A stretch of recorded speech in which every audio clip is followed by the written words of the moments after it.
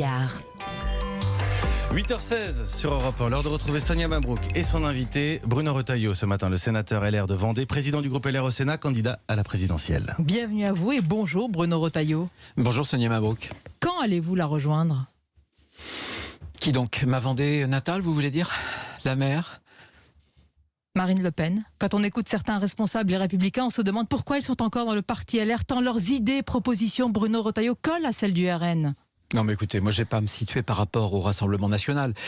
J'ai battu dans une triangulaire au dernier régional, c'était en 2015, le Rassemblement National et d'ailleurs la gauche. C'était une triangulaire, elle était difficile. J'ai donc aucune leçon à recevoir de quiconque et je refuse d'entrer dans ce que je considère être un piège. Pourtant, la question se pose. Depuis 2015, qu'est-ce qui vous différencie, vous, personnellement, Bruno Retailleau, du Rassemblement National? Mais parce que je ne suis pas un démagogue. Moi j'accepte que pour le bien des Français, et notamment pour que nos retraités puissent garder leur pouvoir d'achat, on recule par exemple l'âge de départ à la retraite. Voilà, je ne varie pas. Lorsque Marine Le Pen a tendance à changer de conviction en fonction de l'humeur du temps, de ce que pensent les Français, je pense que c'est le parti de la démagogie. Donc vous dites ce matin... Mais pour autant, je ne suis pas non plus macroniste. Et voyez, quand je parle de piège, ça fait 30 ans, Sonia Mabrouk, plus de 30 ans que chaque matin que le bon Dieu fait, on nous dit mais attention, les digues vont sauter. Mais pourquoi le dit-on, Bruno Retailleau? Pourquoi selon vous? Parce qu'il y a le petit, c'est pas moi qui le dis, c'est Lionel Jospin qui avait parlé du petit théâtre de l'antifascisme, où d'ailleurs désormais c'est Emmanuel Macron qui joue ce rôle. Mais cette ficelle-là, qui a été une ficelle inventée par François Mitterrand, a affaibli la droite et elle a fait prospérer d'abord le Front National et le Rassemblement National. Moi je ne veux pas réduire et je me bats pour les présidentielles. Donc vous dites ce matin, clairement, vous dites Bruno Retailleau, la digue avec le Rassemblement National est infranchissable pour moi? Mais je dis que je ne me situe pas ni par rapport au Front National, c'est-à-dire au Rassemblement National, ni à M. Macron. Je veux autre chose. Je me bats, moi, pour les présidentielles. Pourtant, il y a une droite Macron compatible. Est-ce qu'il y a aussi une droite Le Penno compatible? Mais je ne le crois pas. Moi, je me bats pour donner aux Français. Les Français refusent le duel qu'on nous annonce, que vous nous annoncez à longueur de journée, qui est le duel sans cesse répété du second tour des élections présidentielles de 2017. Les électeurs auront le choix dans les urnes. Mais oui, mais non, les électeurs, les Français n'en veulent pas. Et vous savez, aux élections municipales, ce choix binaire, ils n'en veulent pas non plus. Regardez aux élections municipales. Oui, mais ils veulent de la clarté. Monsieur Retailleau, qu'est-ce qui unit encore aujourd'hui? D'un côté, une droite comme celle de Christian Jacob, Gérard Larcher, Éric Woerth, et puis de l'autre, Éric Ciotti, Nadine Morano, Guillaume Pelletier. Mais ils veulent de la clarté. Regardez en PACA d'ailleurs. Mais qu'est-ce qui les unit? Regardez le PACA. Regardez cette alliance finalement entre M. Macron et puis une partie de la droite. Ça aboutit à faire prospérer le candidat du Rassemblement National. Les choses sont très très claires. Moi, je ne veux les choses sont claires. Attendez, vous me dites ce matin que les choses sont claires aujourd'hui.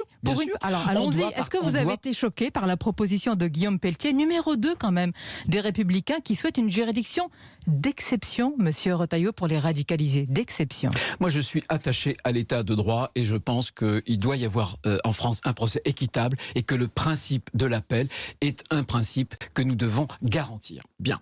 Mais ça n'est pas parce que je suis attaché à l'état de droit que je ne reconnais pas parfois que, par exemple, la CEDH va trop loin. C'est-à-dire que l'état de droit ne doit pas faire obstacle au devoir, au premier des devoirs qu'a l'État d'assurer la protection des Français. Et je m'explique. C'est-à-dire que la France doit sortir justement... Je m'explique. Sonia Mabrouk. Non, je m'explique.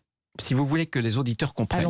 Je vous cite par exemple, mais je pourrais vous en citer une dizaine. J'en prends une, jurisprudence de la CEDH, qui date de décembre 2009. Que dit-elle? C'est l'interdiction d'expulser des étrangers qui sont dangereux pour les Français, au prétexte qu'ils ne bénéficieraient pas, dans leur pays d'origine, d'un procès équitable. Mais allons plus loin, Monsieur Retailleau. Est-ce que vous demandez, si ça vous choque, que la France sorte nous avions proposé Conseil en 2017, européen des droits de l'homme? Nous avions proposé, il y a une dérive entre ce que nous avons signé en 2014 et les jurisprudences des juges. Il y a un gouvernement des juges qui s'est installé. Donc, est-ce que la France doit sortir de cela? Soit on fait des réserves, ce qu'on appelle d'interprétation, ou alors on dit, écoutez, avec d'autres pays, on sort, puis ensuite on rentre, et en rentrant à nouveau dans la Convention... Attendez, on sort ou on rentre Non, mais non. Est-ce qu'il faut quitter aujourd'hui un tel comité qui est en charge quand même des droits de l'homme au niveau européen? Je la quitte. momentanément pour y rentrer. Pourquoi? Parce que ça permet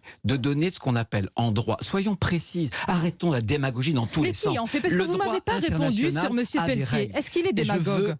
Je veux des réserves d'interprétation. Et je veux que l'État français puisse protéger les Français. Et je ne veux pas un gouvernement des juges. Je veux que la souveraineté populaire puisse être, si j'ose dire, la vraie Cour suprême. Le général de Gaulle avait un texte en disant, il avait vous voulez pas me répondre? Mais non, mais il est quand même numéro 2 des Républicains, donc on essaye de comprendre très sincèrement. C'est pas moi qui l'ai choisi numéro 2. Donc c'était une erreur de le placer en tant que... Ce n'est pas ma décision. Oui, mais maintenant qu'il est là, est-ce que vous dites que le numéro 2 des Républicains a une proposition démagogue que vous ne partagez pas du tout, ou alors vous vous dites non, il y a des nuances et je peux m'en rapprocher? Non, mais cette proposition, je l'ai dit, je pense qu'il y a plein de choses qu'on peut faire avec notre droit actuel sans recourir à une justice d'exception. Maintenant, sur le fond, en réalité, ces événements sont en train de me donner raison. Ça fait plus de 6 mois que je demande à mon parti de se prononcer sur le choix que nous allons avoir de nos couleurs, de nos valeurs pour la présidentielle. Vous savez, avec la question des primaires. C'est parce que finalement, on n'a pas fait ce choix. Mais quel choix? On est ballotté. Quel choix? Le choix, par exemple, trancher une ligne politique. Par exemple, trancher la question du leadership. Eh bien, moi, j'espère, puisqu'il y a les régionales, moi, je fais campagne derrière une excellente présidente de région. Mais quelle est cette ligne, alors? Est-ce que vous assumez? Mais juste après les régionales, je demande à Christian Jacob et à mon parti d'organiser en urgence un bureau politique pour qu'on puisse enfin se mettre en ordre de bataille et qu'on définisse un chemin. Pour moi, les primaires, parce que personne n'écrase le match. J'entends bien. Donc, avant le bureau, parce qu'il y a peu de choses parfois qui se règlent dans les bureaux.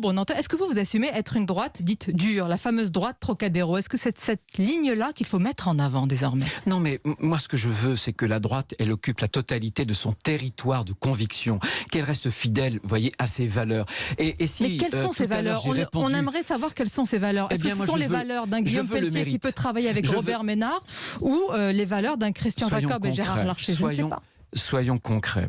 Je veux le mérite à l'école plutôt que la sélection par la discrimination positive.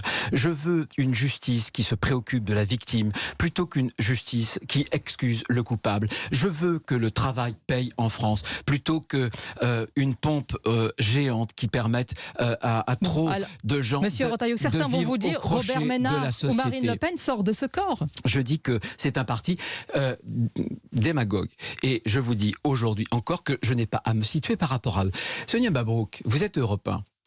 Si je vous dis par exemple que l'an prochain vous allez aller à France Inter, vous allez me dire mais non je veux pas aller à France Inter. Mais si vous n'allez pas à France Inter, vous n'allez pas à RTL non plus. Il y a une différence quand même, c'est que moi je n'ai pas d'électeurs et de citoyens, vous leur êtes quelque part redevable. Et pardonnez-moi, les sympathisants et militants de droite veulent savoir aujourd'hui la différence. Quand Guillaume Pelletier dit je suis proche des idées de Robert Ménard, ça nous interpelle. Donc on se demande si Bruno Retailleau dit la même chose. Vous savez ce qu'ils disent, les électeurs de droite? Vous avez il y a quelques jours un sondage, grandeur nature. Ils disent pour les alliances, pour les 2 tiers pratiquement, 60%, nous on ne veut pas d'alliance. On vous veut vous. On veut cette droite, qui est une droite qui est celle du général de Gaulle. Mais vous faites des alliances, il y a des alliances avec Debout la France, il y a des alliances avec la majorité. Pour 40%, certains veulent En Marche et d'autres veulent le Rassemblement national. Mais donc pour une écrasante majorité, ils veulent que nous partions avec nos valeurs et avec nos couleurs. Alors question claire, Monsieur Retailleau, qui y est aujourd'hui? Vous trouvez que je ne réponds pas clairement? Je ne sais pas, c'est aux auditeurs. Il faut admettre que la situation est confuse à droite. Mais je vous pose la question... Mais moi j'ai une constance.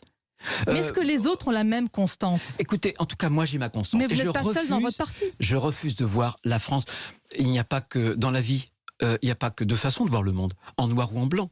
Eh bien, c'est la même chose en politique. Moi, je refuse le duel, cette espèce de démocratie atrophiée. Parce que si demain, le petit jeu que veut jouer Emmanuel Macron, de faire monter, je l'accuse d'ailleurs. Pourquoi c'est lui qui a poussé M. Pelletier à dire cela? C'est lui qui pousse Éric Ciotti ou Mme Morano à dire certaines choses? Marine Le Pen, c'est son assurance vie, son assurance tout risque. Voilà.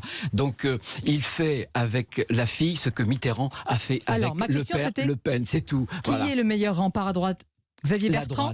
la droite. Est-ce que c'est Xavier Bertrand aujourd'hui dans les Hauts-de-France? Il est en tête, toujours favori, mais néanmoins talonné par le RN. Est-il aujourd'hui le meilleur rempart face au RN que vous dénoncez ce matin, que vous qualifiez de démagogue? Alors je pense que c'est le candidat de notre famille politique qui sera le meilleur rempart. Et je vous dis ce matin... Qu'est-ce que vous attendez alors pour le soutenir? Mais j'attends, mais tout simplement parce qu'il n'écrase rien du tout dans les sondages. Par conséquent, je pense qu'il faut la démocratie, la primaire, et la primaire aura un autre avantage. Enfin, elle braquera les projecteurs sur les idées de la droite. Et non pas, elle ne nous obligera pas à nous situer par rapport à Macron. Surtout la lumière sur vos fractures, monsieur Retailleau. Non, je ne le crois pas. Je ne le crois pas parce que... Vous êtes naïf? Étudiez bien, voyez ce que nous écrivons dans nos interviews entre Valérie Pécresse, Laurent Wauquiez, Xavier Bertrand ou moi. Il y a une convergence parce qu'il y a une famille de pensée politique. Alors, on a des personnalités qui sont différentes. On a parfois des lignes qui sont un peu plus tranchées sur tel ou tel point. Mais je pense que la primaire, ce sera le moment justement du grand débat 2 sur 4 où on ont quitté tranchera les Républicains, monsieur Retailleau. Et justement, pour les législatives partielles dans le Pas-de-Calais, Xavier Bertrand a appelé au barrage contre le RN, donc pour la majorité, et donc pour la ministre Brigitte Bourguignon. Vous auriez fait le même choix? Ah non, mais moi, je n'appellerai ni à voter pour le RN. Donc voilà une différence déjà de ligne importante. À voter pour ceux qui font monter le Rassemblement national. Je crois que Nicolas Sarkozy l'avait dit un jour, c'était juste avant les départementales et les régionales. Mais on ne va pas faire toute notre vie. Ça fait 35 ans qu'on nous questionne sur cette histoire de digue.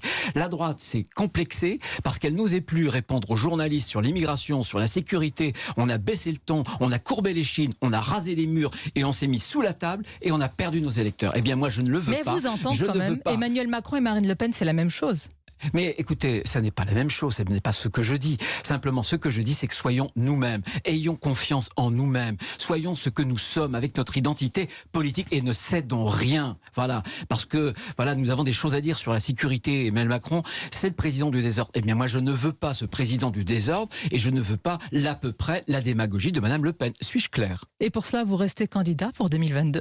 Eh bien, j'espère qu'il y aura des primaires, justement, un vote qui permettra à notre électorat, donc à nos militants, eh bien, de nous départager. Moi, je crois au vote. Voilà, en démocratie, quand personne écrase le match, qu'est-ce que vous voulez? Il n'y a pas d'autre meilleure méthode. Eh bien, nous verrons. C'est une question de projet, parce que ça nous permettra de parler du fond, de parler des projets, d'arrêter de parler, de se situer par rapport à tel ou tel. On a tellement de choses à faire valoir que arrêtons. À votre camp, merci Bruno Retailleau. Merci Sonia Mabrouk, c'était un peu court, vous voyez. Merci, en tous les cas, c'était peut-être une exigence de clarté. Nous le verrons également dans les urnes s'il y a ces primaires. Bonne journée à vous, ainsi qu'à nos auditeurs.